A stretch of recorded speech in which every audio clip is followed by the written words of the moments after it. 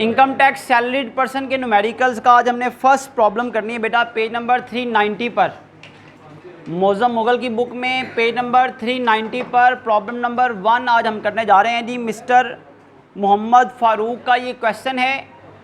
तो जिस न्यूमेरिकल को सीखने के लिए हमने 24 फॉर्मेट के लेक्चर मैंने अपलोड किए थे, आप लोगों ने वॉच किए हैं, साथ साथ उस न्यूमेरिकल को आपने प्रैक्टिकली कैसे सॉल्व करना है वो हम करने जा रहे हैं जी। प्रॉब्लम नंबर 1 है पेज नंबर 390 पर। क्वेश्चन करने का तरीका ये है, क्योंकि हमने सैलरीड इंडिविजुअल के क्वेश्चन करने हैं, तो सैलरीड इंडिविजुअल के लिए आपने सबसे पहले इनकम फ्रॉम सैलरी की हेडिंग देनी है। ये 5 लाइंस का हेड होगा जो आपने हर न्यूमेरिकल के शुरू में देना है। सिर्फ नाम चेंज हुआ करेगा। हर न्यूमेरिकल में टैक्स ईयर 2020 ही लिखना है, टैक्स ईयर एंडेड 30 जून 2020 ही लिखना है। रेजिडेंशियल स्टेटस हमेशा रेजिडेंट होगा। और हमने कंप्यूटेशन हर क्वेश्चन में रिक्वायरमेंट यही है कि टैक्सेबल इनकम निकालें और टैक्स पेएबल निकालें। क्वेश्चन करने का तरीका ये है जी, सबसे पहले इनकम फ्रॉम सैलरी सेक्शन 12 लिखना है, क्योंकि हर क्वेश्चन में और कोई इनकम हो या ना हो, इनकम फ्रॉम सैलरी ज़रूर हुआ करेगी, क्योंकि हम सैलरीड इंडिविजुअल्स के ही न्यूमेरिकल करने जा रहे हैं। तो तरतीब से आपने चलते जाना है। एक और रूल याद रखें, कोई भी फिगर, कोई भी अमाउंट, कोई भी बेनिफिट आपने जब यहाँ पर लिखना है, कोई भी इनकम जब यहाँ पर लिखनी है इस न्यूमेरिकल को करते हुए, तो वो एनुअल बेसिस पर लिखनी है, सालाना आमदनी लिखनी है, क्योंकि इनकम टैक्स एनुअल बेसिस पर कलेक्ट होता है, आपकी असेसमेंट एनुअल बेसिस पर होती है। तो जो भी इनकम लिखे हैं वो एनुअली लिखनी है आपने। तो तरतीब से क्वेश्चन पढ़ते जाएंगे। सबसे पहले इनकम फ्रॉम सैलरी के आइटम्स को हम करते जाएंगे। जो इनकम फ्रॉम सैलरी के अलावा इनकम होंगी उनको मार्क कर देंगे हम, ताकि पता चले भी वो इनकम फ्रॉम सैलरी में नहीं है, उनकी कोई और ट्रीटमेंट है, या वो इनकम फ्रॉम प्रॉपर्टी में आनी है, या बिजनेस में आनी है, या कैपिटल गेन में, या अदर सोर्सेज में। तो सबसे पहले क्वेश्चन में लिखा हुआ है जी, बेसिक सैलरी 75,000 पर मंथ। तो जैसा कि हम डिस्कस कर चुके हैं कि बेसिक सैलरी हमेशा फुली टैक्सेबल होती है। ये पर मंथ गिवन है, इसे 12 से मल्टीप्लाई कर दें तो एनुअल बेसिक सैलरी आ जाएगी। 12 से मल्टीप्लाई करें और मुझे बताएं बेसिक सैलरी कितनी आती है जी। 9 लाख बेसिक सैलरी आएगी, जो कि फुली टैक्सेबल है। तरतीब जो मैं बताऊंगा वैसा ही करिएगा इंशाल्लाह, फिर आपको इशू नहीं होगा कि आपका क्वेश्चन भी ठीक होगा इंशाल्लाह, गलती के चांसेस कम हो जाएंगे। बेसिक सैलरी के फ़ौरन बाद क्वेश्चन में दिया हुआ जी बोनस। ये वो बेनिफिट्स हैं जो एक एम्प्लॉयर अपने एम्प्लॉय को प्रोवाइड करता है। बेटा बोनस 1,50,000 का फुली टैक्सेबल है। 1,50,000 का बोनस फुली टैक्सेबल है। बुक का सोल्यूशन देखेंगे तो उसने अपने लिहाज से जो है वो सोल्यूशन बनाया हुआ है। हमने बुक की क्वेश्चन की तरतीब से चलना है। ये जो रूल्स हैं ये आपको पता होना चाहिए कि कौन सी चीज़ टैक्सेबल है, कौन सी चीज़ एग्जाम्प्ट है। बोनस के बाद बेटा फौरन बाद लिखा हुआ है एंटरटेनमेंट अलाउंस। अब आपको ये रूल याद होना चाहिए कि entertainment allowance income from salary में आता है और फुली टैक्सेबल है।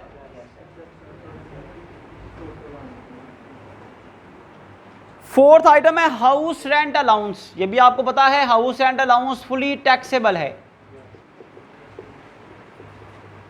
जितना भी अकोमोडेशन अलाउंस होता है रिहाइश के लिए, जितना भी नकद अलाउंस मिलता है, कैश में अलाउंस मिलता है, वो फुली टैक्सेबल है।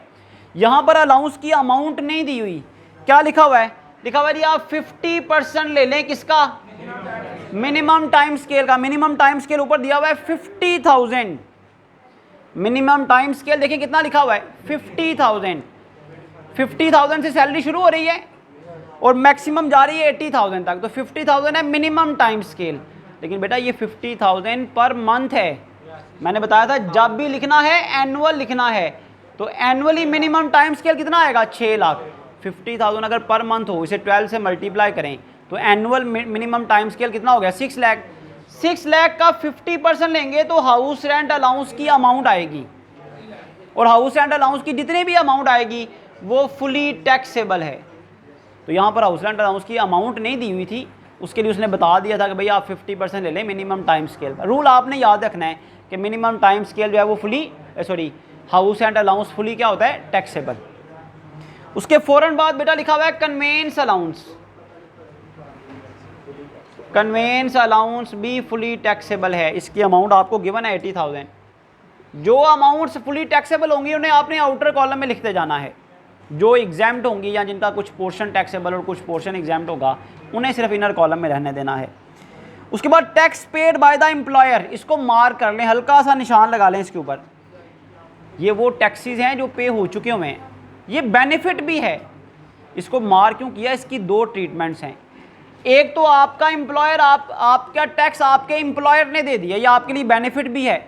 अगर बेनिफिट है तो यहाँ लिखें टैक्स पेड बाय, जैसे एम्प्लॉयर हमें बाकी फ़ायदे दे रहा है ना, वैसे उसने हमारा टैक्स अदा कर दिया, ये भी हमें बेनिफिट हो गया।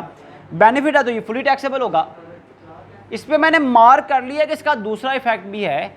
जब हमने टैक्स डिडक्टेड एट सोर्स लिखना है ना, टैक्स डिडक्टेड एट सोर्स, वो टैक्सेस जो हम पे कर चुके हुए हैं, हम खुद पे कर दें या हमारे बिहाफ पर एम्प्लॉयर पे कर दे, बात एक ही है। टैक्स डिडक्टेड एट सोर्स जो आखिरी स्टेप है जिसमें हम माइनस करते हैं वो सारे टैक्सेस जो हमने पे कर चुके होते हैं, हम पे कर चुके होते हैं, वहाँ पर जाकर भी इसको माइनस करना है, इसलिए इसको मैंने मार्क कर लिया। ज़कात डिडक्टेड, आपको पता है ये अलाउंस है जिसकी इजाज़त है। जब टोटल इनकम आ जाएगी उसमें से ज़कात, worker welfare fund, donation under clause 61, profit on debt, markup on housing fee finance और चिल्ड्रन एजुकेशन फ़ी, ये 5 चीज़ें माइनस होती हैं, तो ज़कात डिडक्टेड पे भी मार्क कर लें। उसके बाद लिखा हुआ है reimbursement of internet bill, reimbursement of internet bill. बेटा ये इंटरनेट बिल जो है ये फुली टैक्सेबल है, लेकिन क्योंकि ब्रैकेट में लिखा हुआ है फॉर ऑफिस यूज, क्योंकि ब्रैकेट में लिखा हुआ है ऑफिस यूज, इस वजह से ये फुली एग्जाम्प्ट होगा।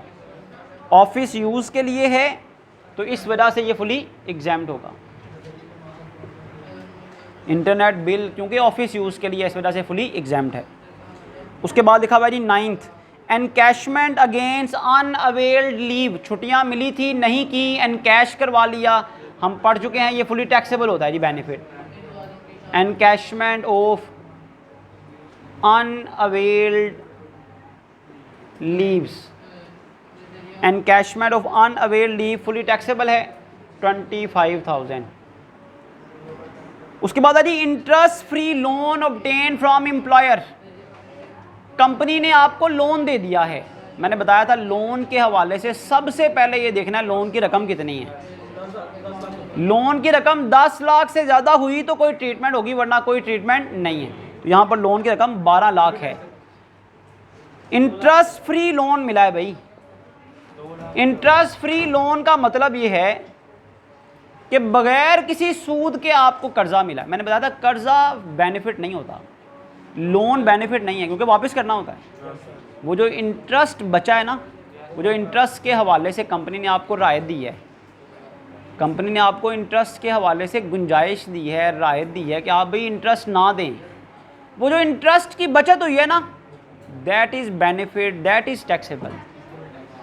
कितनी बचत हुई है? सारी की सारी। कहता इंटरेस्ट फ्री है, बगैर किसी सूद के कर्जा मिला है। अच्छा, अब सूद था कितना? तो आपने याद रखना है 2020 के लिए आप लोगों के लिए इंटरेस्ट का रेट है बेंचमार्क रेट 10%। ये याद रखना है आपने कि आपका 10% का फ़ायदा हो गया कि मार्केट से कर्जा लेते तो 10% सूद देना पड़ता। कंपनी ने बगैर सूद के कर्जा दे दिया तो आपको 10% का फ़ायदा हो गया। तो ये 10% आपने याद रखना है, बेंचमार्क रेट है। 10% का फ़ायदा 1,20,000 का फ़ायदा है, ये टैक्सेबल हो जाएगा। 10% जो आपसे इंटरेस्ट कंपनी ने नहीं ना लिया वो आपको बेनिफिट हो गया, ये टैक्सेबल है। तो कर्ज की रकम पर 10% निकालें, वो टैक्सेबल हो जाएगा। उसके बाद है जी मेडिकल अलाउंस।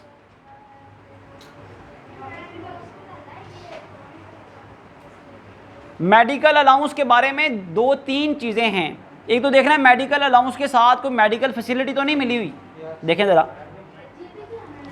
क्वेश्चन में, बाकी देखें कहीं मेडिकल फैसिलिटी तो नहीं दी, कोई हॉस्पिटलाइजेशन, कोई फ्री ट्रीटमेंट, कोई मेडिकल की सहूलत नहीं है। अब अगर मेडिकल अलाउंस मिल रहा होगा तो मेडिकल अलाउंस का रूल ये है, it is exempt up to 10% of basic salary. ये सारा टैक्सेबल नहीं है, ये एग्जेम्प्ट है अप टू 10%। किसका? बेसिक सैलरी का। बेसिक सैलरी है 9 लाख। 9 लाख का 10% लिया तो 90,000 आया। 90,000 एग्जेम्प्ट है। 1 लाख में से 90,000 माफ़ है, उस पर कोई टैक्स नहीं है। जो रिमेनिंग 10,000 बचा है वो टैक्सेबल होगा। मेडिकल अलाउंस में से 10% ऑफ बेसिक सैलरी एग्जाम्प्ट है, ये रूल आपने याद रखना है।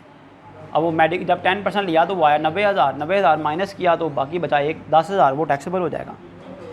उसके बाद है बेटा fixed education allowance for children. Fixed education allowance for children fully taxable है।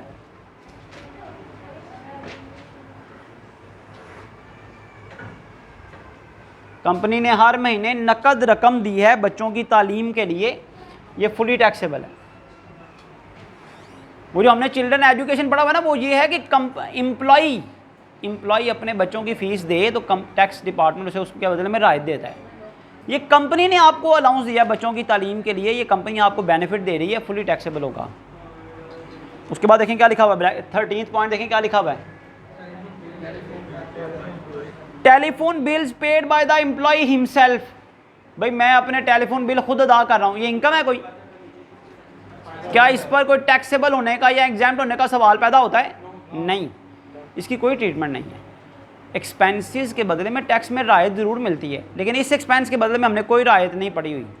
अपने टेलीफोन के बिल आप अदा करें तो उस पर टैक्स में कोई राहत, टैक्सेबल होने का तो सवाल ही पैदा नहीं ना होता। ये तो इनकम है ही नहीं ना, इनकम होती टैक्सेबल होती है ना। ये तो आप टेलीफोन बिल अदा कर रहे हैं अपने, इसके बारे में अगर सवाल था तो वो ये था कि क्या इसके बदले में टैक्स में कोई राहत मिलेगी। हमने जो टेलीफोन बिल दिए हैं तो भाई टेलीफोन बिल जो आप पे करते हैं उस पर टैक्स में कोई राहत नहीं मिलती, इसकी कोई ट्रीटमेंट नहीं है। लेकिन ब्रैकेट में देखिए क्या लिखा हुआ है,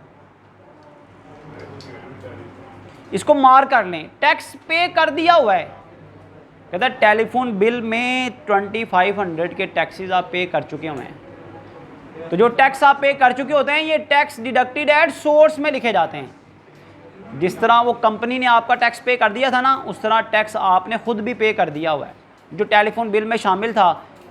कल को जब आपका टोटल टैक्स आएगा उसमें से आप ये माइनस कर देंगे कि ये वो टैक्सेस हैं जो मैं पे कर चुका हूँ।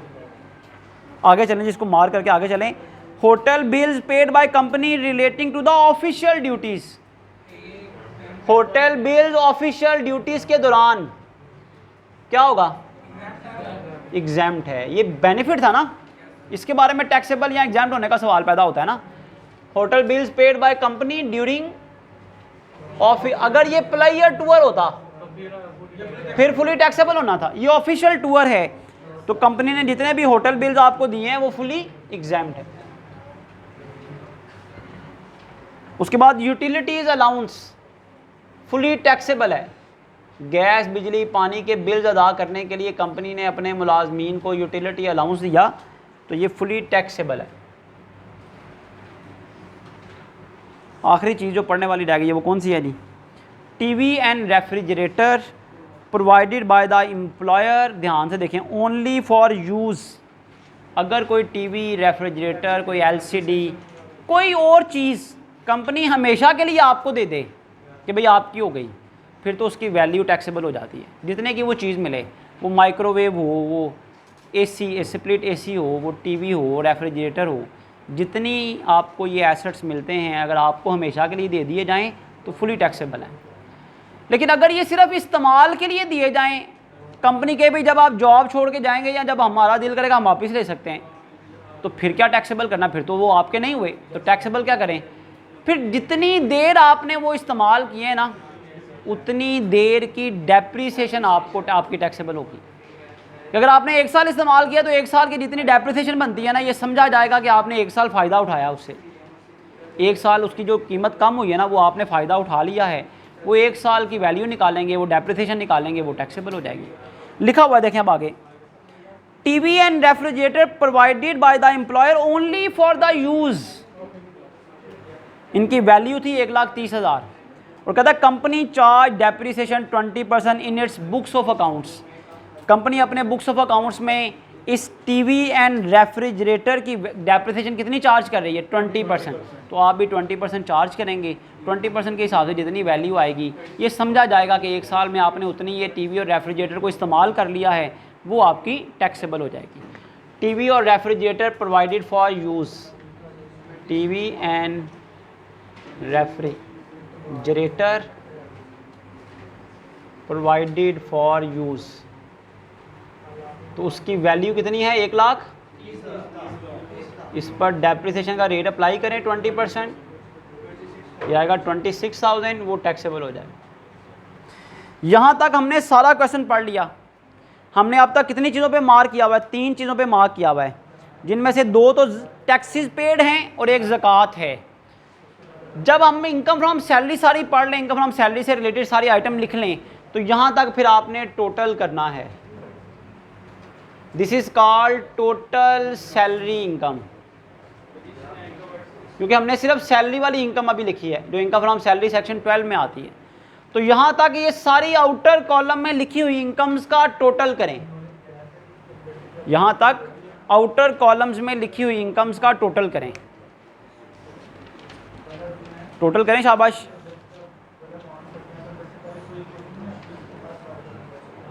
कितनी आ रही है जी? टोटल इनकम कितनी आ रही है?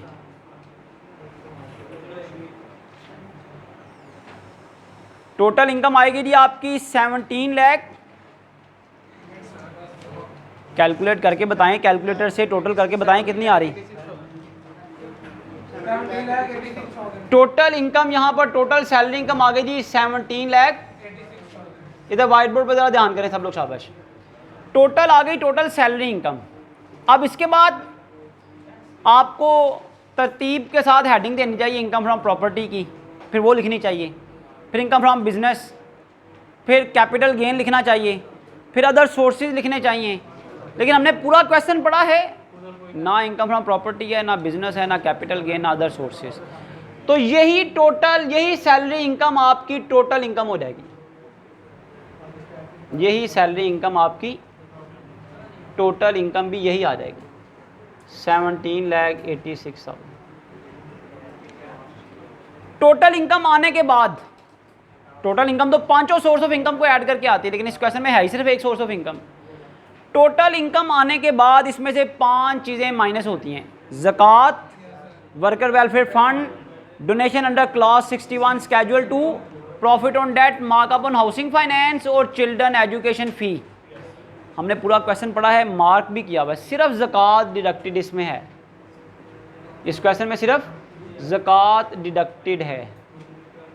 तो 5 चीज़ों में से सिर्फ एक डिडक्शन क्वेश्चन में है, ज़कात डिडक्टेड, वो पे कर दें, वो माइनस कर दें।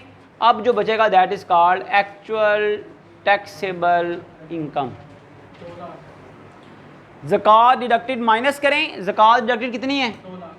200,000, 2 लाख की ज़कात डिडक्टेड है, वो माइनस करें तो 15,86,000 की एक्चुअल टैक्सेबल इनकम आ जाएगी।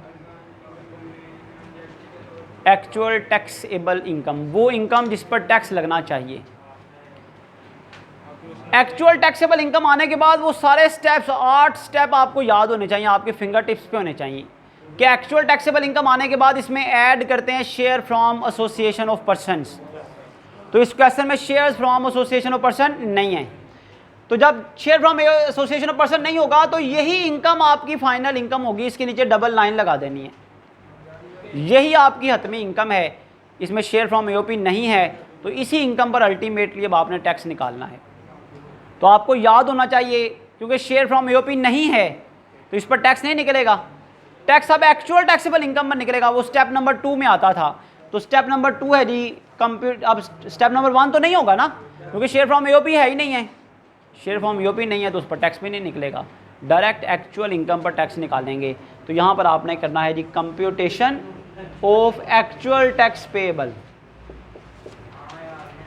Computation of actual tax payable. ये आपका फर्स्ट स्टेप, कंप्यूटेशन शुरू हो गई है। ये फर्स्ट स्टेप क्योंकि नहीं था तो यही फर्स्ट स्टेप हमारा बन गया। अब एक्चुअल टैक्स कैसे निकालना है, इसके लिए आपको टैक्स रेट का टेबल देखना है। आपके पेपर में भी गिवन होगा टैक्स रेट का टेबल, बुक में भी गिवन है। पेज नंबर 389 पर टैक्स रेट के टेबल में मैंने प्रैक्टिस करवाई हुई ऑलरेडी आपको, जहाँ से आप ये असेसमेंट कर लेते हैं भाई कि आपकी इनकम किस स्लैब में आ रही है। तो देखें शाबाश, आपकी इनकम है 15,86,000 और पेज नंबर 389 पर जो टैक्स रेट का टेबल दिया हुआ है, सब लोग इसको देखें अगर समझना चाहते हैं तो। पेज नंबर 389 पर देखें आपकी इनकम कौन सी स्लैब में आ रही है। तो आपकी इनकम आ रही है जी थर्ड स्लैब में, थर्ड स्टेप 12 लाख से लेकर 18 लाख के दरमियान। आपकी इनकम 12 लाख से लेकर 18 लाख के दरमियान है। तो 12 लाख से लेकर 18 लाख के दरमियान अगर इनकम होगी, सालाना इनकम आपकी 15,86,000 है। अगर 12 लाख से 18 लाख होगी तो इसका टैक्स रेट ये है ₹30,000 फिक्स है, plus 10% of the amount exceeding 12 lakh. 12 lakh से जितनी ज़्यादा रकम है उस पर 10%। इसका मतलब ये हुआ कि ये स्लैब शुरू ही 12 लाख से हो रही है, इस वजह से इसका फिक्स टैक्स है। वो जो 30,000 है ना, ये फिक्स इस वजह से है कि ये स्लैब शुरू ही 12,000 से हो रही है। तो 12,000 तक 12 लाख तक फिक्स टैक्स है, 12 लाख तक फिक्स टैक्स है 30,000। और जितनी इनकम 12 लाख से ज़्यादा है, 12 लाख से कितनी इनकम ज़्यादा है जी? 3,86,000, उसका टैक्स रेट है 10%। 12 लाख तक फिक्स टैक्स हो गया। 12 लाख से जितनी इनकम ज़्यादा है, 3,86,000 ज़्यादा है, उस पर 10% टैक्स आ गया जी 38,600। अब आपके पास आ जाएगा जी एक्चुअल टैक्स पेएबल। क्या आ जाएगा? Actual tax payable. Actual tax payable.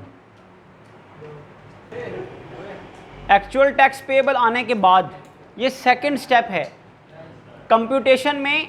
Actual tax payable, actual tax payable आने के बाद अब आपने फाइनल टैक्स लायबिलिटी की तरफ जाना है।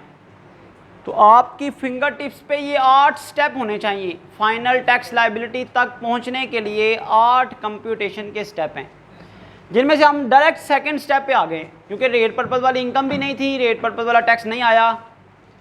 डायरेक्ट सेकंड स्टेप में हमने एक्चुअल टैक्स पेएबल निकाल लिया। एक्चुअल टैक्स पेएबल के बाद थर्ड स्टेप है, एक्चुअल टैक्स पेएबल के बाद थर्ड स्टेप है 50% tax concession for senior citizen and disable persons. Fourth step है 25% tax concession for teachers, full time teachers and researchers.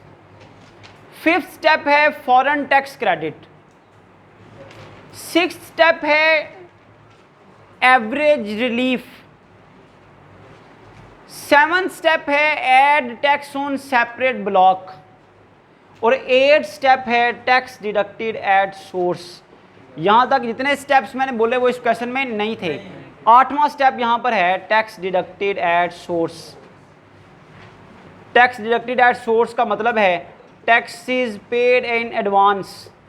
वो टैक्सेस जो आप ड्यूरिंग द ईयर एडवांस में पे कर चुके हैं, वो यहाँ पर आपने अपने टैक्स पेएबल में से माइनस करने हैं। तो देखिए मैंने क्वेश्चन में 3 चीज़ों पे मार्क किया था। एक तो ज़कात थी, दूसरे 2 टैक्सेस थे। एक लिखा हुआ था tax paid by the employer 10,000 और एक लिखा हुआ था taxes paid with telephone bill. ये दोनों आपके टैक्सेस पे हो चुके हुए हैं। तो फाइनल टैक्स लायबिलिटी में से लेस कर दें टैक्स पेड बाय एम्प्लॉयर, क्योंकि ये आपका टैक्स अदा हो गया हुआ है। टैक्स पेड बाय एम्प्लॉयर 10,000 ये भी माइनस कर दें, और tax paid with telephone bills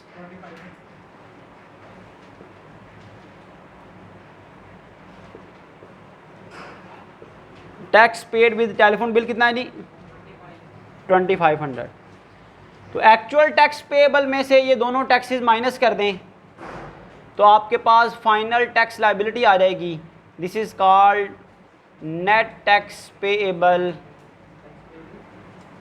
with return. Net tax payable with return, या आपके पास फाइनल टैक्स लायबिलिटी आ जाएगी 68,600 में से ये दोनों टैक्सेस माइनस कर दें 56,000, ये आपकी फाइनल टैक्स लायबिलिटी आएगी। इसके बाद एवरेज रिलीफ आता है, सॉरी FTR आता है, फाइनल टैक्स रिजीम, वो इस क्वेश्चन में वैसे ही नहीं है। तो यहाँ पर ये प्रॉब्लम नंबर 1 जो है वो आपकी कंप्लीट हो गई। हर प्रॉब्लम को समझने के लिए सबसे इम्पॉर्टेंट है जी फॉर्मेट, कि आपको ये टैक्स रूल्स याद हों, ये 8 स्टेप्स याद हों, आपको पता हो आपको कि कौन सी इनकम टैक्सेबल है, कौन सी इनकम एग्जैम्प्ट है। तो वो फॉर्मेट के उन 24 लेक्चर से ही हो सकता है। तो नेक्स्ट क्लास में इंशाल्लाह ताला हम प्रॉब्लम नंबर 4 करेंगे। 2 और 3 अभी नहीं करेंगे, प्रॉब्लम नंबर 4 नेक्स्ट लेक्चर में इंशाल्लाह ताला हम करेंगे।